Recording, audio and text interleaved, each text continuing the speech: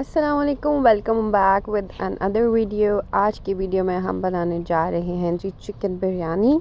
और ये ऐसी मज़ेदार और इतनी कोई इजी किस्म की बिरयानी है ना कि आप अगर ईद की दावत पे इस रेसिपी को ट्राई कर लेते हैं ना तो आपकी जो दावत है उसका जो मज़ा है ना वो और ज़्यादा हो जाएगा। मैं ट्रस्ट में आप इसको एक बार ट्राई करें, आप बार बार इस रेसिपी के अकॉर्डिंग इस बिरयानी को बनाएंगे। और ये बहुत ही ज़्यादा इजी है, बहुत ज़्यादा क्विक है और बहुत ही मज़े की बनती है, जैसे रेस्टोरेंट्स की बिरयानी होती है उस तरीके की।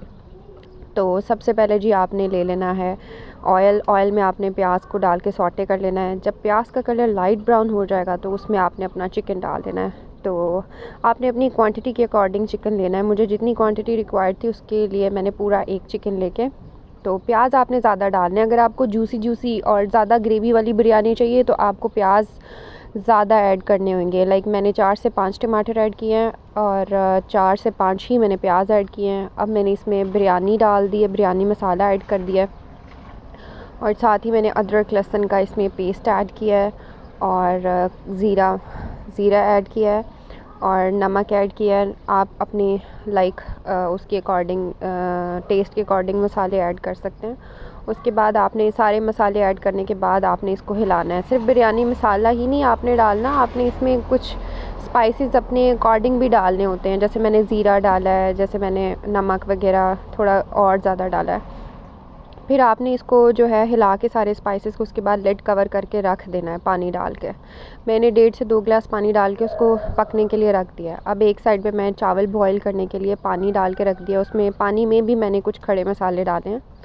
उसके बाद मैं रायता बनाऊंगी। रायता बनाने के लिए मैंने योगर्ट लिया। योगर्ट में मैंने जो है हरी चटनी, वो अगर आपको रेसिपी चाहिए तो मुझे इनबॉक्स में मैसेज करें, मैं आपको रेसिपी दे दूँगी। और साथ में मैंने कुछ सैलड की चीज़ें काटी, जिनमें टमाटर सैलड की चीज़ें काट के मैंने प्याज वगैरह डाल के मैंने ये सैलड बनाया। ये बहुत ही मज़े का बनता है, रायता टाइप सैलड है ये देखें, इसकी लुक देखें और ये बिरयानी के साथ इतना मज़े का लगता है ना। और यहाँ पे जो मेरे चावल हैं वो पानी बॉयल हो गया था और साथ साथ में अपने कौरमे को भी जो है वो चम्मच हिला रही थी। उसमें आपने ज़्यादा चम्मच नहीं मारना है। जब आपका पानी, आपने नज़र रखनी है कि पानी कितना रह गया है। पानी की अगर सूख जाएगा तो आपने अपनी ग्रेवी को अच्छे से भून लेना है। तो यहाँ पे मेरे चावल ऑलमोस्ट बॉयल हो गए थे और देखिए कितना लंबा चावल है।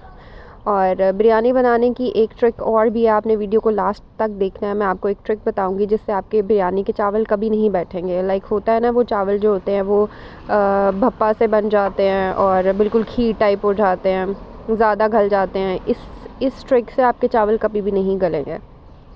तो यहाँ पे मेरा कौरमे का पानी बिल्कुल ड्राई हो गया था और मैंने इसको अच्छे से ड्राई करने के बाद मैंने इसको भूना है। और जब तक ये आपका कौरमा जो है बिरयानी का ऑयल नहीं छोड़ता, आपने इसको भूनते रहना है। यहाँ पे मेरे चावल जो थे मैंने स्टेन कर लिए थे, बॉयल हो गए थे। अब मैं इसकी लेयरिंग करूँगी। लेयरिंग सबसे इम्पॉर्टेंट होती है और इसी से ही आपकी बिरयानी का सारा जो है वो मज़ा इसी का ही होता है। लेयरिंग में मैंने जो कौरमा था उसके ऊपर ही सारे चावल लेयर कर दिए हैं जो मैंने बॉयल किए थे।